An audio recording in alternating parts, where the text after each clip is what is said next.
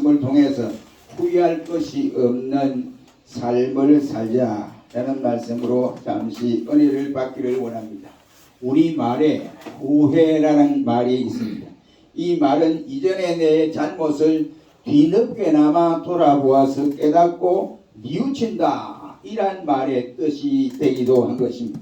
사람은 불완전하기 때문에 모든 일을 철저하게 계획을 세우고 시행한다 할지라도 결과를 지내고 보면 또 잘못되어서 결과가 잘못되어 후회하는 경우들이 한두 번이 아니라고 생각이 되어집니다. 그래서 사람들은 실패한 일에 대해서 끝에 붙이기를 후회한다 하고 후회라고 하는 이 단어를 곧잘 붙이기도 합니다. 그러므로 후회라고 하는 이 단어는 어떤 잘못한 일에 대한 대명사로 붙여지는 이름이라고 말을 할 수도 있습니다. 여러분 보십시오. 이 세상에 얼마나 많은 사람들이 성공하는 사람도 있고 그러나 실패하는 사람도 있는데 그 성공 뒤에도 아하, 내가 이렇게 했으면 더 좋은 성공을 거둘 수 있을 텐데 그렇게 하지 못해서 그렇구나, 야 후회스럽다, 이렇게 후회를 하는 경우들도 없지 않아 있습니다. 그리고 그 외에도 여러 후회들을 생각하면서 사람들은 말하기를, 야 내가 그 잘못해가지고 말이지 정말로 후회 막급하다 라고 말을 하면서 탄식도 하고 예측해 보기도 하며 자기의 가슴을 치기도 하는 경우도 있습니다. 그러나 무슨 일이든지 잘못한 뒤에는 뉘우치고 후회를 해도 아무런 소용이 없다고 하는 사실입니다. 그래서 이런 의미에서 송나라의 유학자 주자라고 하는 사람은 십회훈이라고 하는 이와 같은 글을 남겨서 후회할 것이 없는 삶을 살도록 경고를 하고 있습니다. 이 시간에 이와 같이 십회훈이라고 하는 이 주자의 말이 그 내용이 무엇이냐 이렇게는 다 말을 못 드리지만 한마디로 말하면 이 사람의 말은 정말로 우리에게도 살아가는데 좋은 교훈이 되지 않았는가 라고 생각을 합니다. 사람들은 이 후회하기 이전에 어떤 때 후회를 하느냐, 새로운 일을 생각할 때 아니면 새해를 맞기 직전이라든지 아니면 2021년도를 다 거의 보내는 오늘 이 시점에서 보면 야 내가 2021년도 뭐 했느냐 하고 돌아보면서 내가 이거 잘못했구나 이렇게 했어야 되는데 이러한 일을 했기 때문에 야 내가 후회 막급하다 이렇게 생각하는 경우도 없지 않아 있습니다. 그렇다고 한다면 우리 자신들을 돌아보면 그렇게 다짐하고도 시작을 했는데 작심삼일이라는 이러한 낱말이 있듯이 얼마 못 가서 주저앉아버리고 옛 타성에 젖어서 우리가 생각대로 우리가 계획한 대로 이렇게 살지를 못하고 거듭 후회함으로 이와 같이 실패함을 통해서 후회하는 이러한 경우들이 대단히 많습니다. 우리는 지금껏 하나님 앞에서나 사람들 앞에서 떳떳하고 또한 아름답게 살아왔다고 자신있게 말할 수 있는 이러한 일들이 많으면 좋은데 그러지 못하고 야 하나님 앞에도 부끄럽다 여러 했으면 좀 괜찮았을 텐데 이렇게 후회하는 일들이 한두 번이 아니라고 생각합니다. 중국의 동조 시대의 유학자 맹자는 하늘을 우러러 마음에 부끄러움이 없고 땅을 굽어 보아도 사람들에게 부끄러움이 없음을 자신은 감사한다 라고 말을 하기도 했습니다.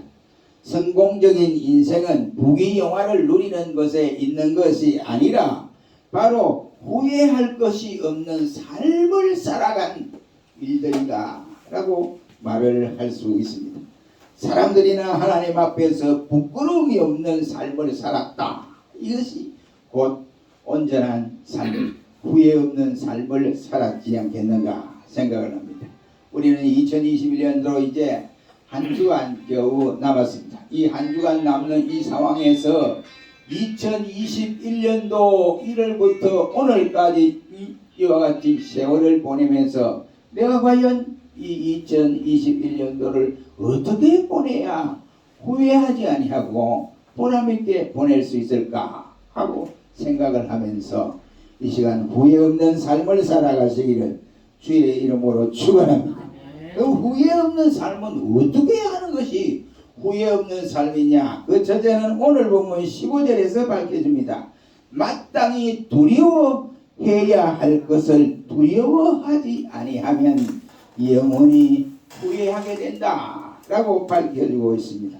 15절 말씀에 보면 하나님의 은혜에 이르지 못하는 자가 있는가 두려워하라고 말씀을 하고, 또 너희에게서 불의가 나서 너희를 괴롭게 하고 많은 사람들이 이로 말미암아 더러움을 입을까 두려워하라고 말씀을 했습니다.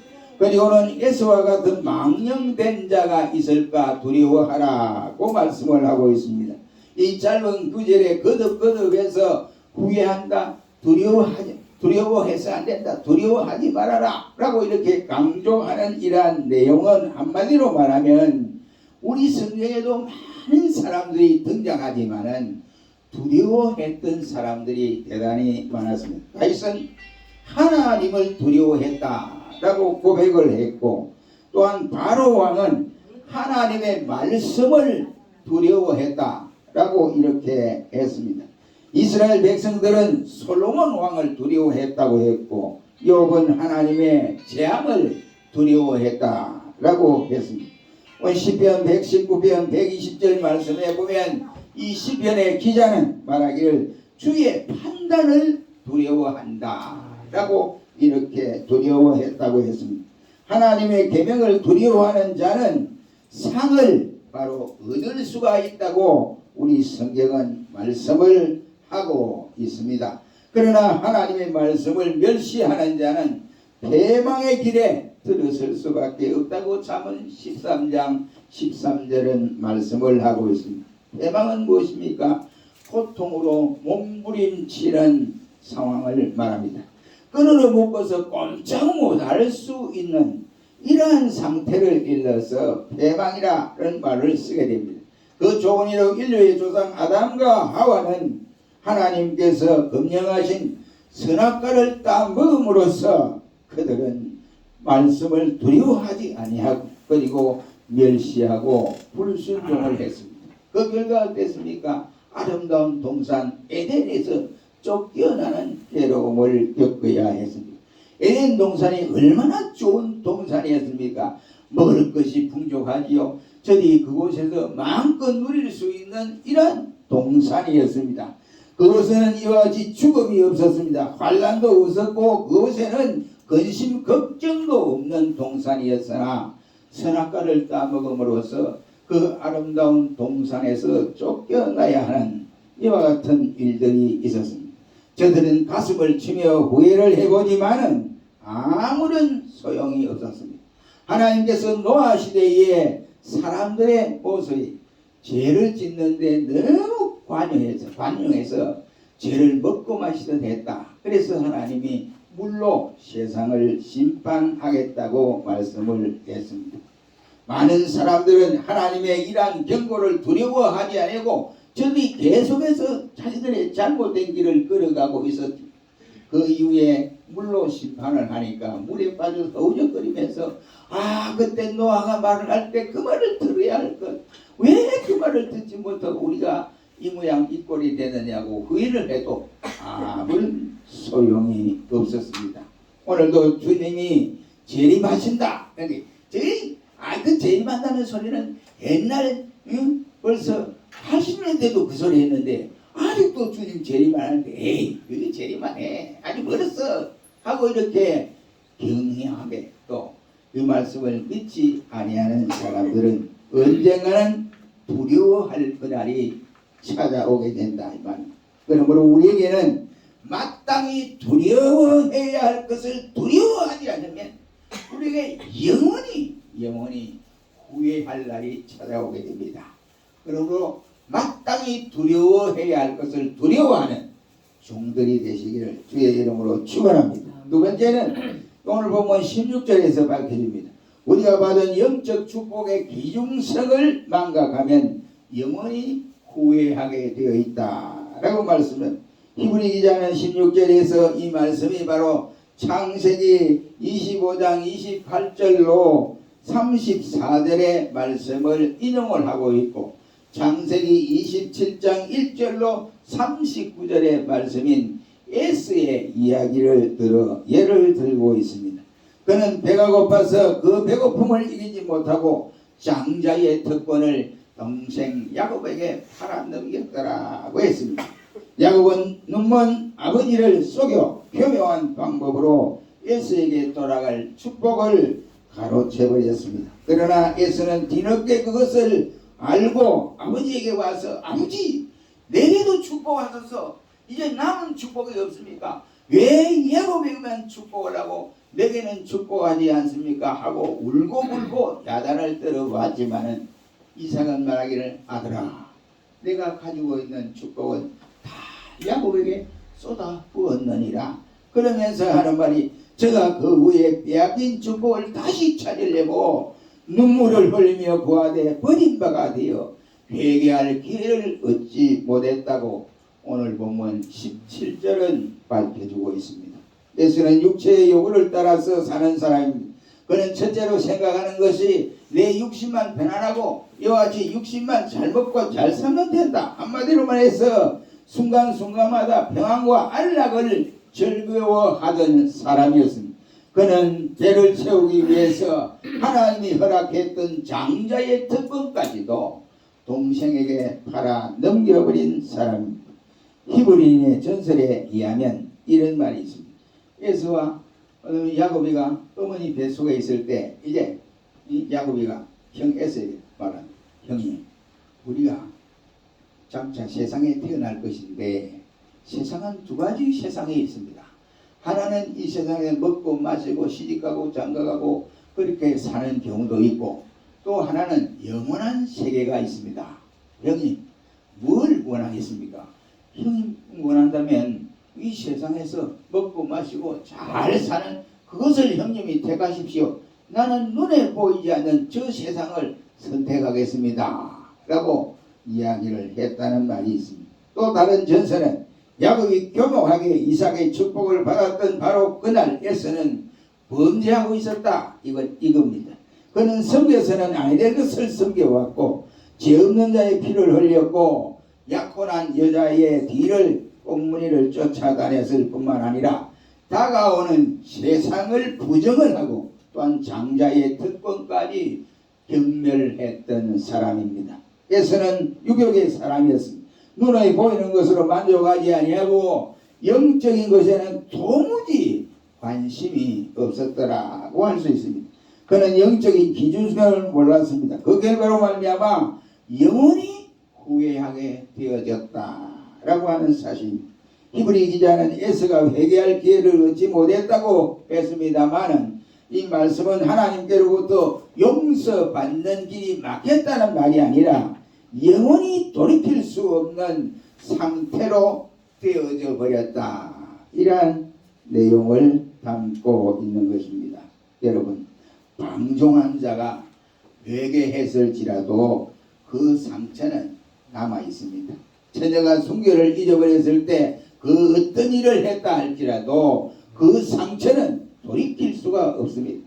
우리들도 예수처럼 바로 이와 같이 영적인 축복의 중요성을 깨닫지 못한다면 우리도 영원히 후회할 때가 있다. 이런 말.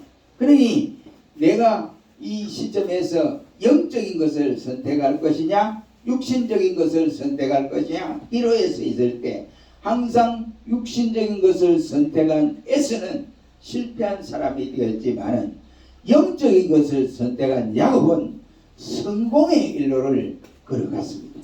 그렇다면 여러분들은 육신적인 일에 도모를 하겠습니까? 아니면 영적인 일에 이와 같이 도모를 하겠느냐? 이런 말. 우리 모두 영적인 일을 앞세워 감당하는 종들이 되시기를 주의 이름으로 축원합니다. 아멘. 세 번째는 심은 대로 거둔다는 사실을 잊어버리고 살면 영원히 후회하게 되어 있습니다. 사람의 일생은 씨앗을 심는 것과 동일합니다. 씨앗을 심는 것은 심는 자의 자유입니다. 내가 적게 심을 수도 있고 또 많이 심을 수도 있고 또 이와 같이 심는 데 있어서 씨앗을 가지고 콩을 심을 수도 있고 팥을 심을 수도 있습니다. 이러한 것은 다시는 바로 자기 심는 자의 자유다 이 말이에요. 자기가 선택을 해서 무엇을 심든지 간에 그 선택권은 자신에게 있다 이 말입니다. 팥을 심을 수도 있습니다. 아무튼 육을 위하여 심는 자는 신령한 것을 거두지 못한다고 갈라디아 6장 8절은 밝혀주고 있습니다. 적게 심고서 많이 거두려고 생각을 한다면 오산이라고 성경은 말씀을 합니다.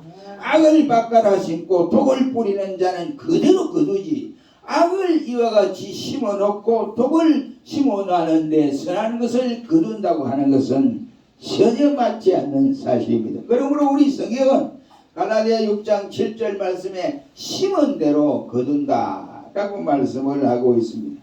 사람이 무엇을 심든지 그대로 거두리라고 하는 사실이라 이 말이에요. 그러므로 우리는 후회함이 없는 좋은 것을 많이 심으시기를 주의 이름으로 축원합니다. 마지막으로 결론 삼아 한 가지 더 말씀드리고자 원하는 것은 우리가 뚜렷한 목표 없이 한 평생을 살아간다고 한다면 우리의 생이 다하는 날 마지막 후회스러운 일들이 엄청나게 일어날 것이다 라고 말을 할 수 있습니다. 여러분 솔로몬을 생각해 봅시다. 솔로몬은 부귀영화를 한 손에 쥐고 누렸던 사람입니다. 그는 초두에 하나님을 사랑했고 엄청난 부와 축복을 누리고 살았습니다. 그러나 그의 말년을 보면 너무나 비참할 정도로 하나님 섬기며 우상도 섬기고 또 이방 여인도 데려와서 자기의 아내를 삼고 이렇게 한 일이 있습니다. 그러면서 마지막 솔로몬이 고백하기는 그렇게 살아봐도 여자를 이와 같이 후궁을 1000명 정도 거느리고 살아봐도 모두가 헛되고 헛되고밖에 없더라 라고 고백을 하고 있습니다. 우리에게 역시 우리의 삶을 한번 이와 같이 돌아보면 내가 걸어왔던 삶이 내 인생의 삶이 어땠느냐 하고 우리가 한번 돌아보는 시간이 되었으면 합니다. 한 번뿐인 인생을 살아가는 데 있어서 너무나 억울한 일도 당할 수도 있고 또 자기 자신도 생각할 수 없는 이러한 결과를 가져오는 경우도 없지 않아 있습니다. 그런즉 눈치 작전도 필요 없고 그때는 입시생들처럼 백장 지원도 필요가 없습니다. 하나님은 손가락이 짧은 자를 유명한 피아니스트로 만들어 사용하지를 않았습니다. 우리는 먼저 우리가 하나님 앞에서 받은 은사를 한번 헤아려 봐야 돼. 내가 받은 은사가 뭐냐 이런 거예요. 하나님 앞에서 내가 받은 것이 뭐냐. 그러니까 그 받은 것을 가지고 하나님을 기쁘게 하는데 목표를 세워야 한다 이런 거예요. 내가 나에게 건강을 주셨다면 그 건강을 가지고 하나님을 기쁘게 하는 방법으로 쓰임을 받아야 하는데 그렇게 하려면 어떻게 해야 하느냐 이 말이에요. 내가 다른 사람보다 더 많은 지식을 가지고 있다. 그러면 그 지식을 가지고 어떻게 하나님 앞에 써야 되느냐 하는 분명한 목표를 세워놓을 때 하나님이 기뻐하고 하나님이 좋아하십니다. 인생이란 모든 계획의 연속입니다. 사람에게는 평생 목표가 있어야 한다고 생각을 합니다. 그리고는 연도별로 목표를 세워야 하고 그보다 작은 목표도 가지고 있어야 됩니다. 그리고 그 목표를 위해서 꾸준히 기도하고 일을 해야 한다. 왜냐? 성공의 비결은 목표에 대한 불변이고 그것이 첫 번째이기 때문에 그렇습니다. 여러분 목표가 없는 사람은 키가 없는 배와 똑같은 원리입니다. 요셉이 얼마나 고생을 했어요. 17살 때 형들과 헤어지고 형들이 팔아먹었잖아요. 그런데 30세에 애굽의 총리가 됐습니다. 그 순간에는 요셉의 것도 말할 수 없는 괴로움이 있었어요. 누구에게 말할 수도 없고 이럴 수도 없고 저럴 수도 없는 이런 상황에 벌어졌습니다. 그런데도 요셉이 가슴 속에 잊어버리지 아니하는 분명한 목표는 하나님이 분명 내게 보여주는 것은 열 단의 곡식단이 자기 단을 향하여 절하는 것을 보았다 이겁니다. 그래서 하나님이 분명히 나를 그렇게 세워주실 것이다. 이 분명한 목표를 가지고 어려움 가운데서도 그것을 실현하기 위해서 예를 써왔습니다. 그렇다고 한다면 우리가 목표가 없으면 성공할 수도 없습니다. 목표가 없으면 무슨 일이든지 결과를 충족하게 만들어낼 수가 없습니다. 여러분, 어떤 처녀가 가난한 처녀가 있어요. 그래서 축자고 이와 같이 일반 시장에서 돈을 벌었습니다. 그래서 돈을 벌어서 이제 결혼할 시기가 돼서 결혼을 하라고 하는데도 난 결혼을 아직도 할 시기가 아닙니다. 내가 조금씩 모아놨다가 이 모아놓은 돈을 가지고 귀하게 쓴 그날이 다가올 때까지 나는 기다릴 겁니다. 그러다가 하는 28에 결혼을 했다고 합니다. 근데 돈을 모았는데요. 70년도 1100만 원을 모았답니다. 근데 이것을 어디에 쓸까? 이 생각이 돼요.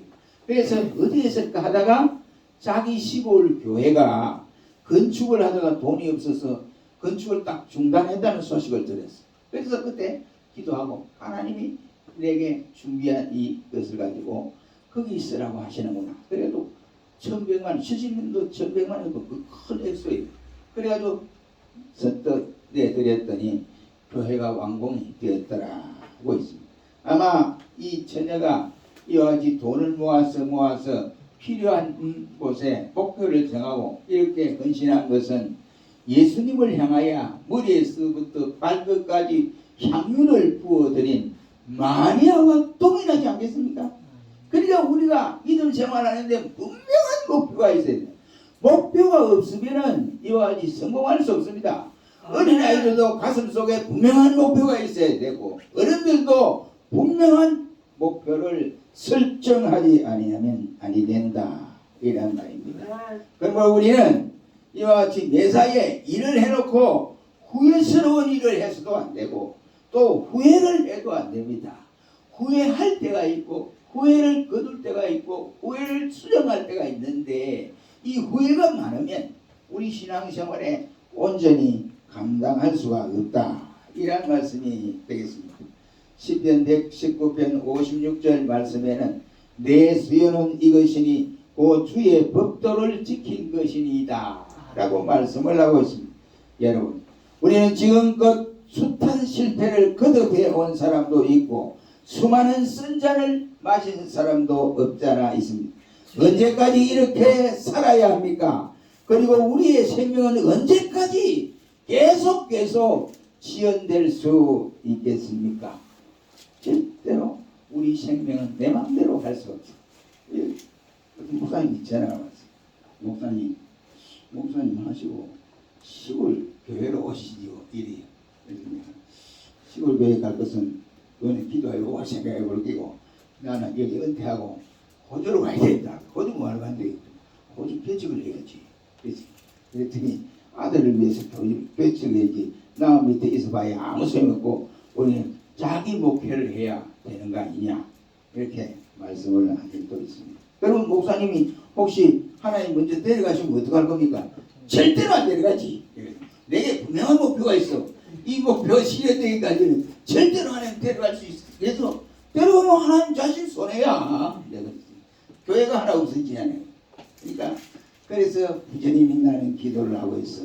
시골 교회 갈 생각은 아직은 없습니다. 이런 얘기 있습니다. 여러분, 우리의 가슴에 분명한 작은 일이든 큰 일이든 신앙의 사람은 목표가 뚜렷해야 합니다. 아이고 나는 변세가 많아서 나이가 많아서 이제 와서 목표가 뭐 필요하냐. 그렇지 않습니다. 우리에게 작은 것이라도 우리가 볼 때 작은 것이지만 하나님이 볼 때 작은 것이든 큰 것이든 분명한 목표를 정해놓고 그 실현을 위해서 애를 쓰는 성도를 기뻐하신다 이 말이에요. 그 목표가 없으면 아무것도 할 수 없습니다. 그러면 우리 모두가 작은 일이든 큰 일이든 목표를 분명히 세우시기를 바랍니다. 그래놓고 우리가 시간이 지남에 따라 후회하는 이러한 일들이 없어야 합니다.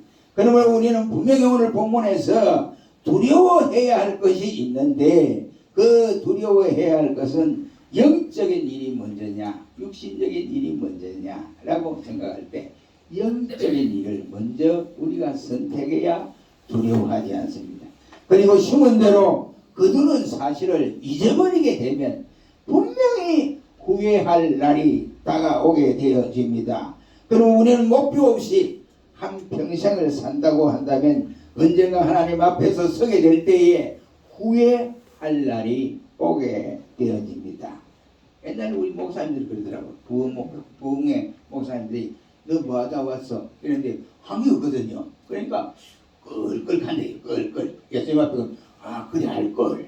이래 할걸. 내가 세상에 있을 때 이래 할걸. 끌끌 소리만 한다는 겁니다.